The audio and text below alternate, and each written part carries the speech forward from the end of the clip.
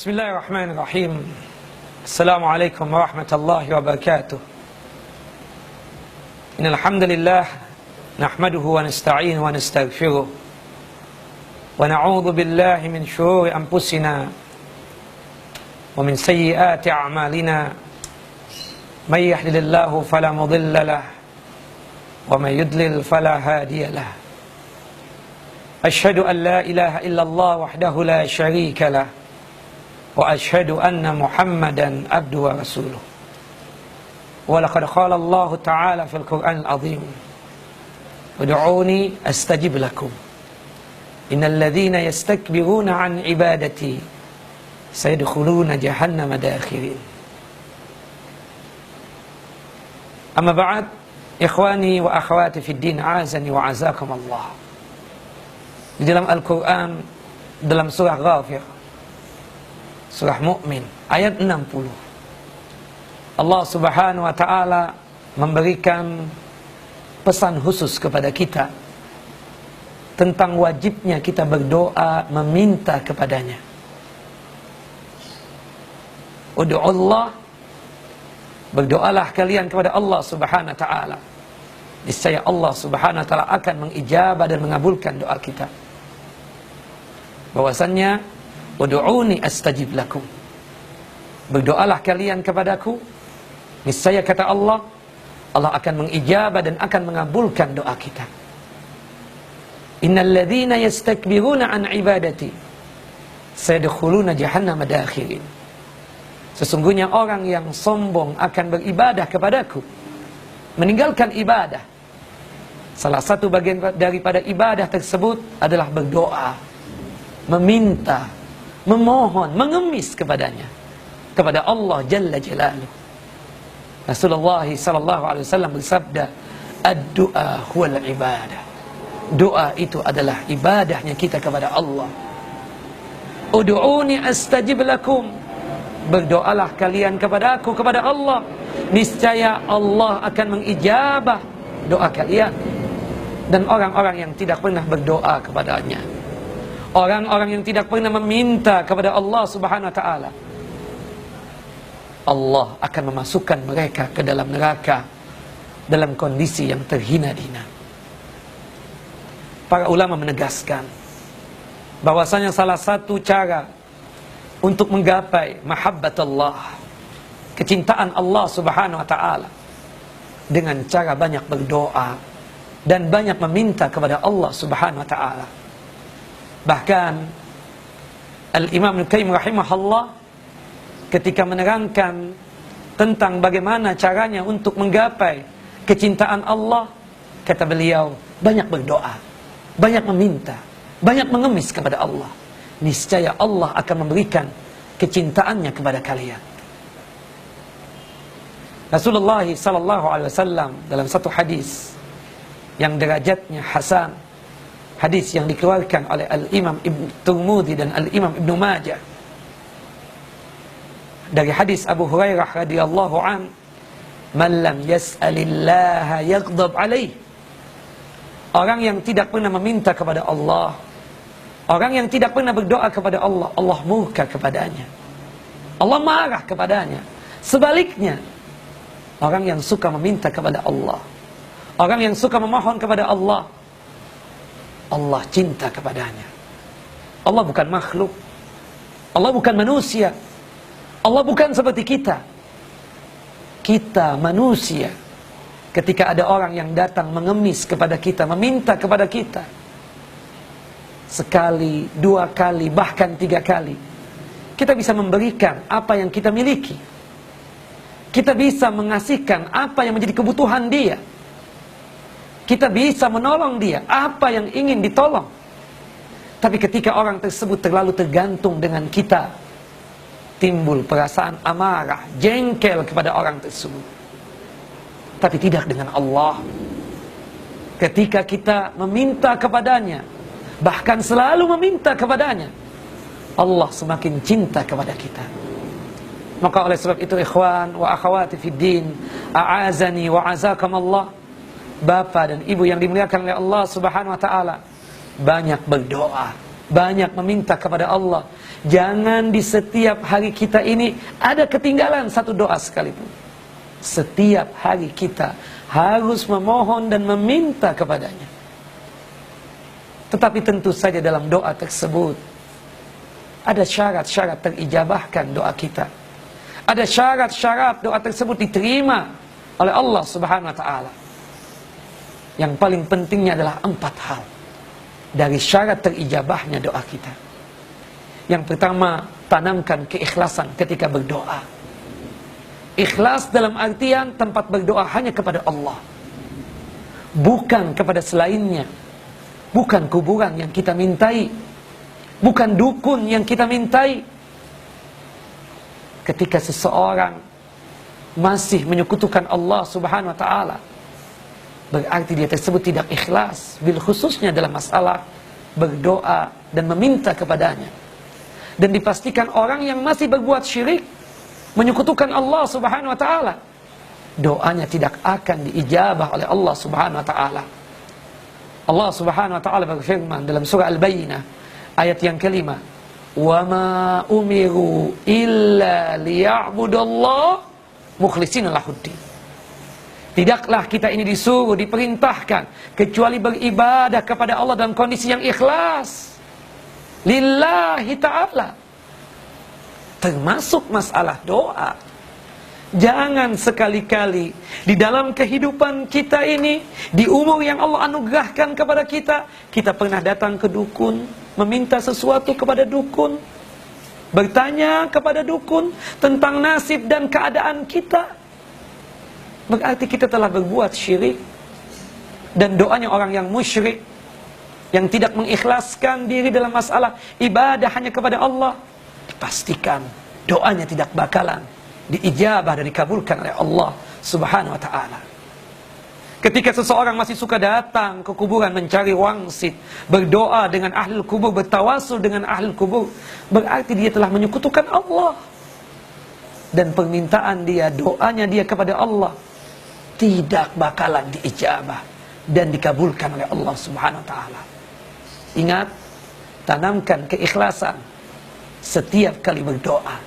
Dikarenakan syarat yang paling penting terkabulkannya doa kita ketika kita ikhlas dalam beribadah kepadanya, kepada Allah Subhanahu wa ta'ala.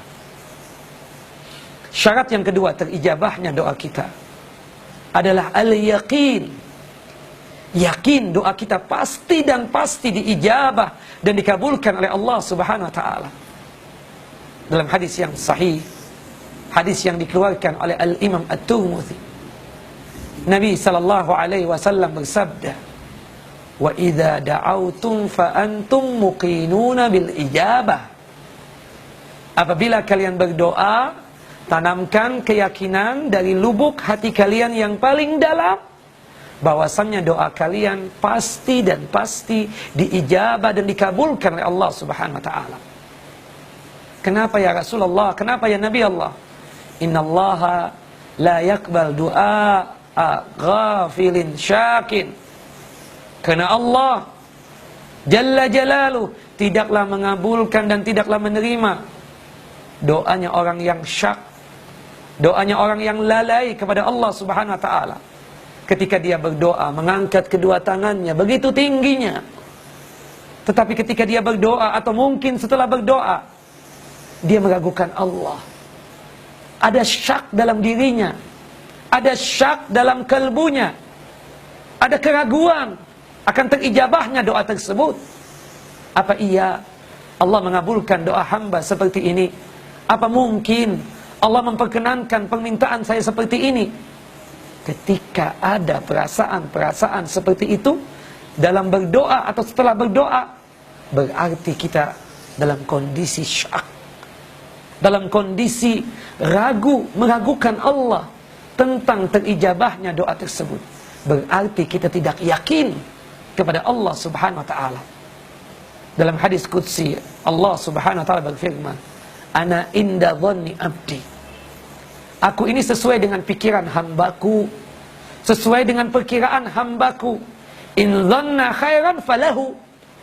Kalau dia berprasangka yang baik kepadaku, doa akan diijabah, doa pasti akan dikabulkan. Maka dia akan mendapatkan sebagaimana prasangkanya dia kepadaku. Dia berprasangka baik, berarti kebaikan yang dia dapatkan. Doa aku ijabah, doa aku kabulkan, kata Allah Subhanahu wa taala. Wa in dhanna syarran fa'alaihi. Kalau dia tersebut berprasangka jelek kepadaku, maka seperti itu juga yang dia dapatkan. Dia akan mendapatkan kejelekan tersebut. Ketika dia berprasangka bahwasanya perasaan doa ini tidak dikabulkan, mungkin tidak diperkenankan, seperti itulah yang dia dapatkan. Na'udzubillah min dzalik. Maka oleh sebab itu tanamkanlah keyakinan dari lubuk hati yang paling dalam bahwasanya doa kita pasti dan pasti diijabah dan dikabulkan oleh Allah Subhanahu wa taala. Yang ketiga, syarat terkabulkannya doa kita adalah alla yakuna doa udwanan. Mintalah kepada Allah permintaan yang memungkinkan Allah untuk mengabulkan doa kita. Mintalah kepada Allah permintaan yang memungkinkan Allah untuk mengijabahnya. Jangan meminta kepada Allah permintaan yang Allah mustahil Allah akan mengijabahnya, yang tidak mungkin, impossible Allah mengijabahnya. Seperti seseorang berdoa, Allahumma ja'alni nabiyyan, ya Allah jadikan aku seorang nabimu ya Allah, seorang rasulmu. Kita katakan ini doaul majnun, doanya orang gila yang seperti ini. Meminta kepada Allah, memohon kepada Allah, berdoa kepada Allah, berkeinginan untuk menjadi nabi. Karena keyakinan kita sebagai seorang muslim, umat Muhammad, umat Nabi Muhammad SAW, tidak ada nabi setelah Nabi Muhammad SAW. Kok bisa-bisanya berdoa, meminta kepada Allah, punya keinginan untuk menjadi nabi dan rasul, tidak bakalan diijabah, tidak bakalan dikabulkan oleh Allah SWT doa yang seperti ini. Atau berdoa kepada Allah Subhanahu wa taala sesuatu yang mustahil juga Allah ijabah dan kabulkan. Ya Rabb, Ya Rahman, Ya Rahim, Ya Allah, Ya Tuhanku yang maha penyayang, maha pengasih, kabulkan doa hamba, perkenankan doa hamba, anugerahkanlah kepada hamba ini seorang anak. Tapi sebab-sebab untuk memperoleh anak tersebut tidak pernah dia lakukan. Menolak pernikahan, gak mau kawin. Bagaimana mungkin Allah akan mengijabah dan akan mengabulkan doa seorang hamba? Berkeinginan punya anak, berkeinginan untuk dianugerahkan seorang anak, tapi tidak mau untuk menikah. Mustahil, tidak mungkin, impossible Allah akan mengabulkan doa yang seperti itu. Yang terakhir, pemungkasnya, di dalam syarat terijabahnya doa kita, ijtinabul haram, hindari yang haram, hindari dosa dan maksiat. Jaga lisan, jangan sampai dari lisan ini keluar berbagai macam dosa. Jangan berdusta, jangan memfitnah, jangan adu domba, jangan melakukan perbuatan-perbuatan dosa yang bersumberkan dari lisan. Karena ketika seseorang berdoa, Ya Rabb, Ya Rahman, Ya Rahim, kabulkan doa hamba, perkenankan doa hamba, tapi lisannya masih suka maksiat, masih suka durhaka kepada Allah Subhanahu wa taala, tidak mungkin Allah akan mengijabah dan akan mengabulkan doa hamba yang lisannya dan lidahnya masih maksiat dan masih melakukan perbuatan dosa. Atau seseorang berdoa, Ya Rabb, Ya Rahman, Ya Rahim, kabulkan doa hamba, perkenankan doa hamba, tapi maaf, tubuhnya, fisiknya masih suka melakukan maksiat dan dosa, masih suka berjudi, masih suka berzina, masih suka minum khamar. Bagaimana mungkin Allah akan mengijabah dan akan mengabulkan doa seorang hamba yang tubuhnya ini masih maksiat, masih melakukan perbuatan durhaka kepada Allah Subhanahu wa taala? Atau seseorang yang berdoa, Ya Rabb, Ya Rahman, Ya Rahim, kabulkan doa hamba, perkenankan doa hamba, tapi maaf, ma'isyahnya, mata pencahariannya, pekerjaannya, sesuatu yang dia makan, sesuatu yang dia minum, bersumberkan dari sumber yang haram. Wal'iyadzubillah. Allah tidak mengabulkan doa seorang hamba yang dimana ma'isyahnya, mata pencahariannya dari sumber-sumber yang haram. Di zaman Nabi SAW ada seseorang yang mengangkat tangan begitu tingginya, berdoa kepada Allah, memohon kepada Allah, meminta kepada Allah. Ya Rabb, ya Rabb, ya Tuhanku, kabulkan doa hamba, perkenankan doa hamba. Nabi dan para sahabatnya kebetulan ada di tempat tersebut. Rasulullah pun berkomentar tentang hamba yang berdoa tersebut. Fa'anna yustajab. Bagaimana mungkin doanya akan diijabah dan akan dikabulkan oleh Allah Subhanahu wa taala? Para sahabat keheran-heranan dan bertanya kepada Nabi SAW. Qalu, ya Rasulullah, wa mal asbab? Wahai Rasulullah, apa sebabnya kok doa dia tidak dikabulkan oleh Allah Subhanahu wa taala? Faqala sallallahu alaihi wasallam, Rasulullah pun menjawab, ma'kaluhu haram. Makanan yang dia makan haram atau bersumberkan dari sumber yang haram. Wa mashrabahu haram. Minuman yang dia minum haram atau bersumberkan dari pekerjaan yang haram, dari mata pencaharian yang haram. Wa malbasahu haram. Pakaian yang dia pakai haram atau bersumberkan dari sumber yang haram. Wa ghuziya bil haram fa ana yustajab. Dan hidupnya, makannya, minumnya dari sumber-sumber yang haram. Bagaimana mungkin Allah Subhanahu wa taala akan mengijabah dan akan mengabulkan doa seorang hamba yang hidupnya dari ma'isyah dan pekerjaan yang haram. Nah, ini 4 syarat terijabahnya doa kita. Yang pertama, tanamkan keikhlasan ketika berdoa. Yang kedua adalah yakin dalam berdoa. Artinya doa pasti dan pasti diijabah dan dikabulkan oleh Allah Subhanahu wa taala. Yang ketiga, bahwasannya mintalah kepada Allah permintaan-permintaan yang wajar. Jangan meminta sesuatu yang mustahil. Allah akan mengijabah doa kita.